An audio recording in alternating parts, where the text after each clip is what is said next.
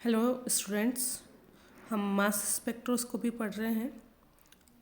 पिछले वीडियो में हमने मास स्पेक्ट्रोस्कोपी के जो बेसिक प्रिंसिपल है, जनरल इंट्रोडक्शन, वो डिस्कस किया।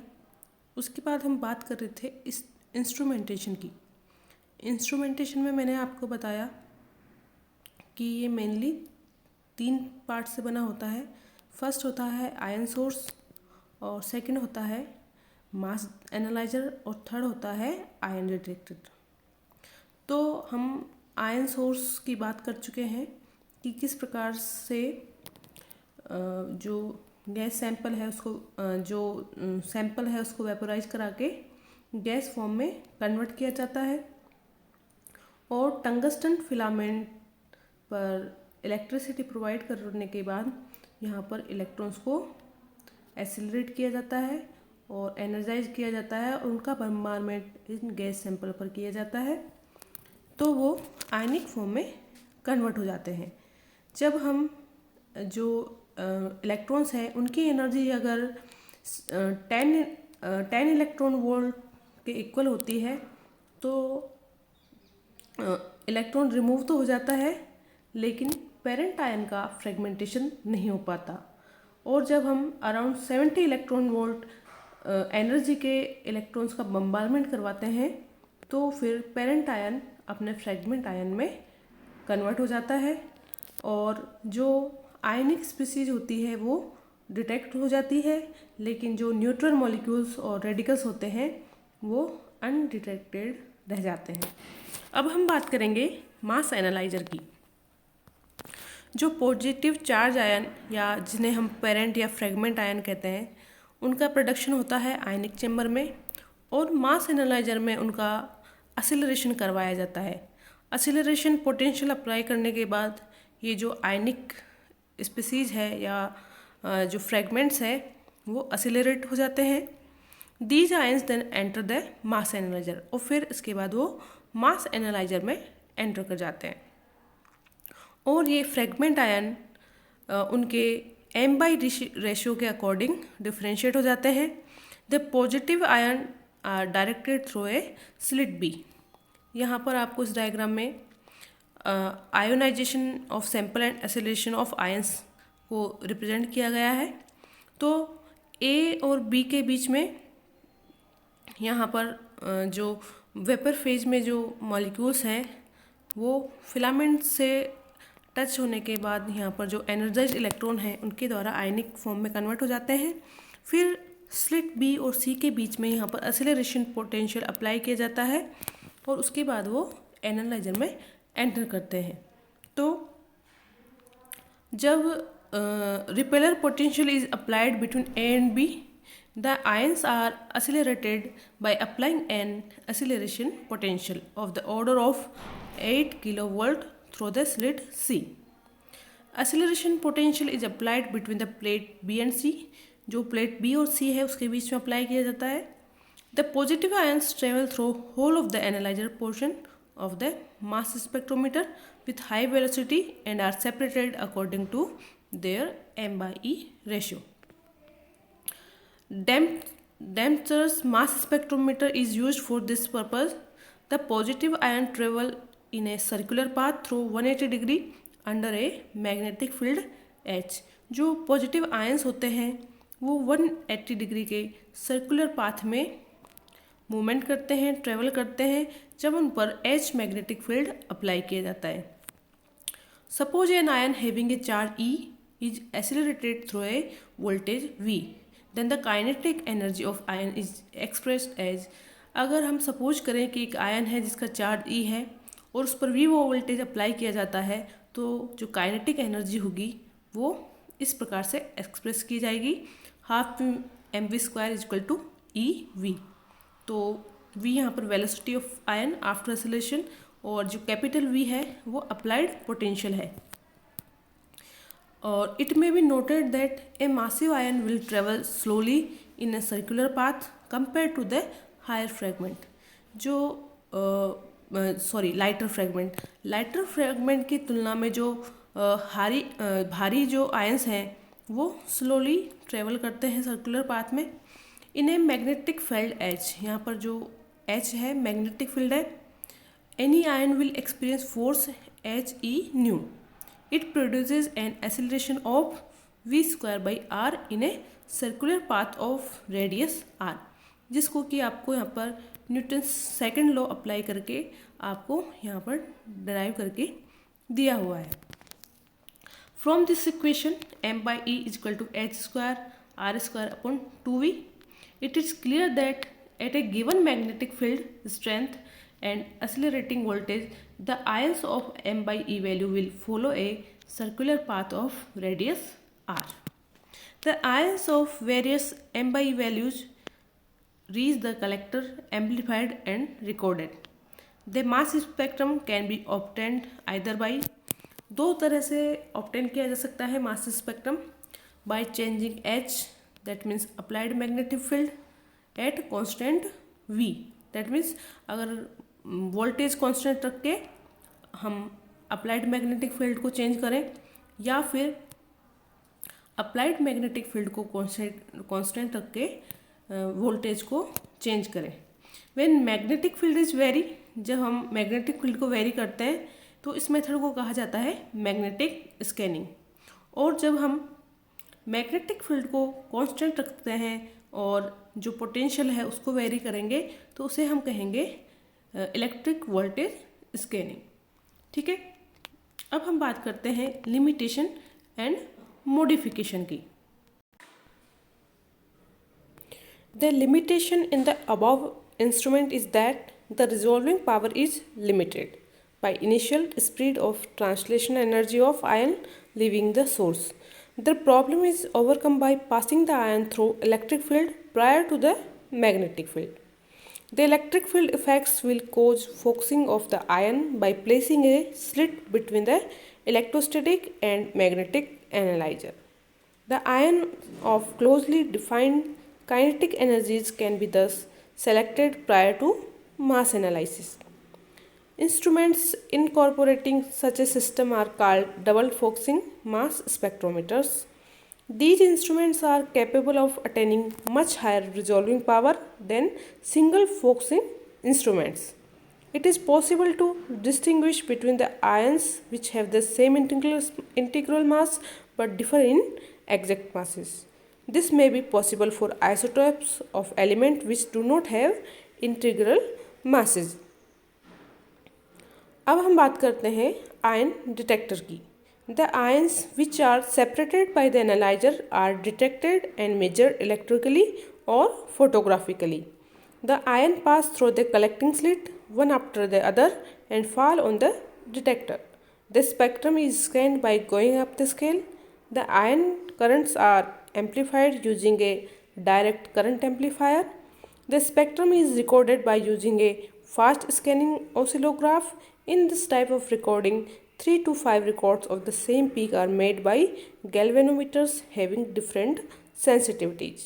तो ये तो बात हो गई इंस्ट्रूमेंटेशन की. अब हम बात करते हैं मास स्पेक्ट्रम की डिटेल में कि किस प्रकार से मास स्पेक्ट्रम ऑब्जर्व और ऑब्टेन किया जाता है. Mass spectrum is a record of the masses and the relative abundance of the molecular ion and the positively charged fragments formed from it by the electron bombardment. Mass spectrum एक record है masses का और molecular ion या positively ion charge जो fragments हैं जो कि electron के बम्बारमेंट से बनते हैं उनकी रिलेटिव अबंडेंस का.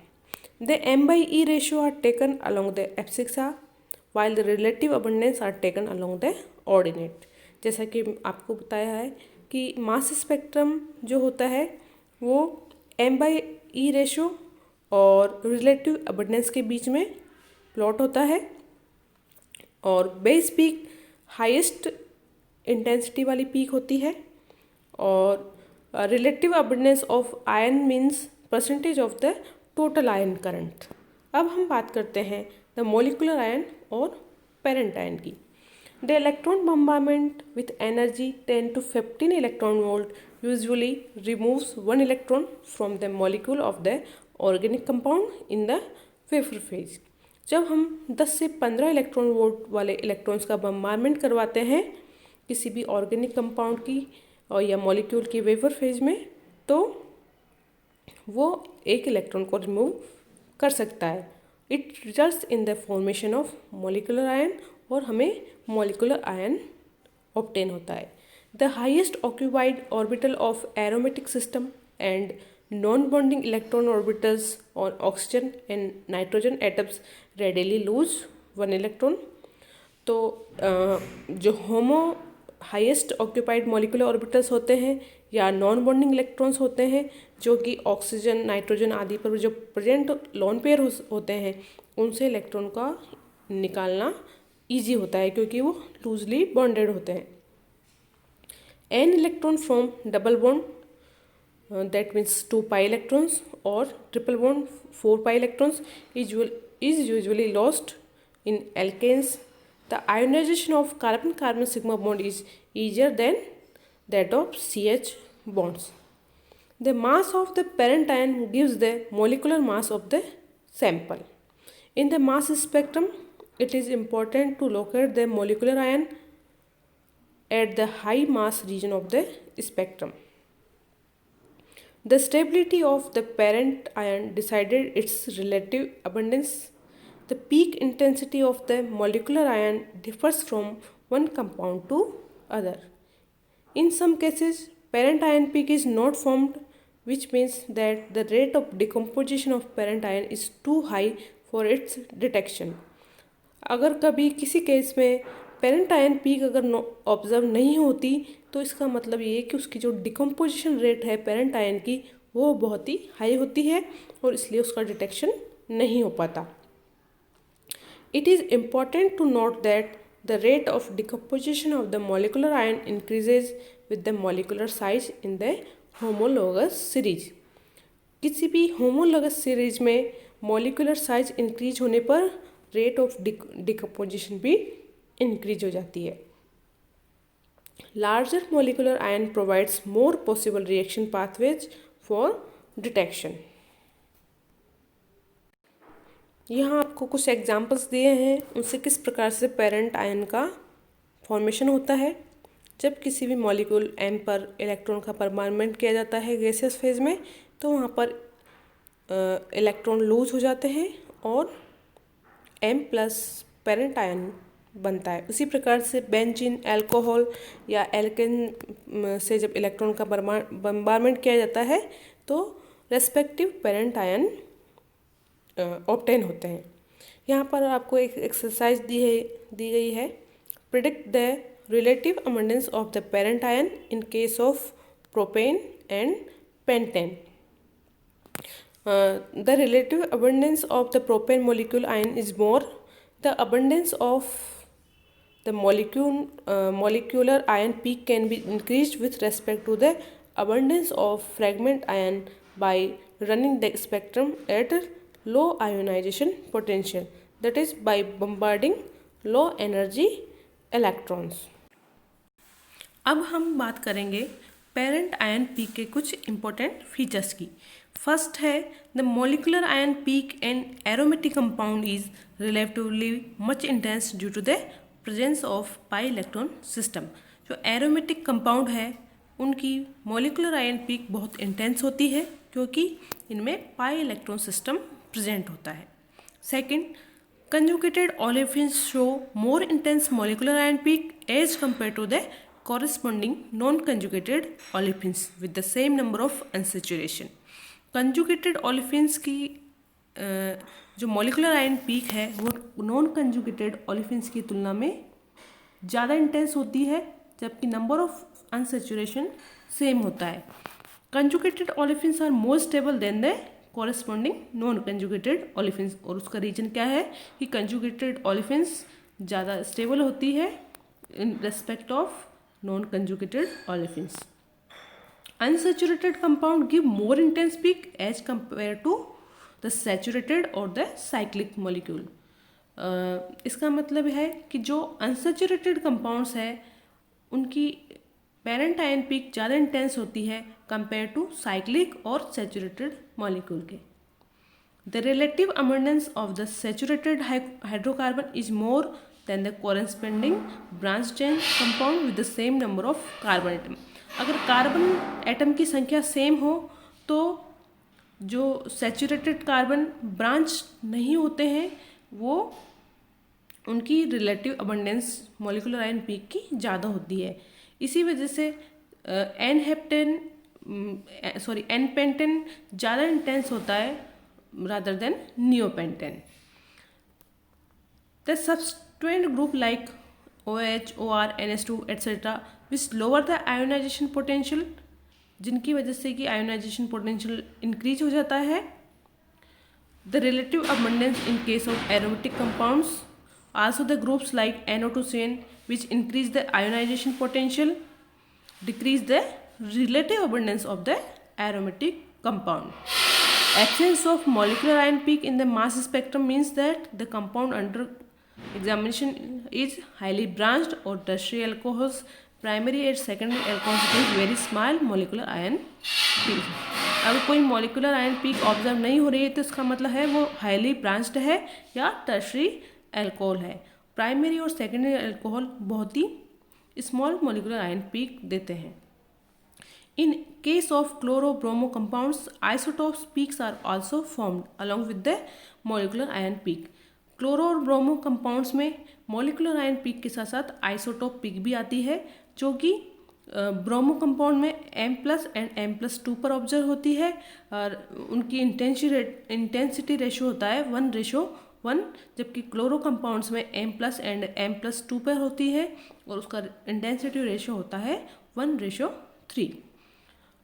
एक इम्पॉर्टेंट जो पॉइंट है वो ये है, nitrogen containing compounds with an odd number of nitrogen atom in the molecule must have an odd molecular mass and even number of nitrogen atoms or absence of nitrogen atom in the compound show that the molecular mass of the compound must be even।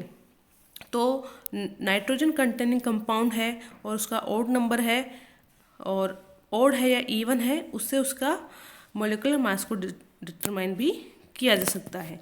अब हम next video में पढ़ेंगे molecular फॉर्मूले का determination किस प्रकार से किया जाता है।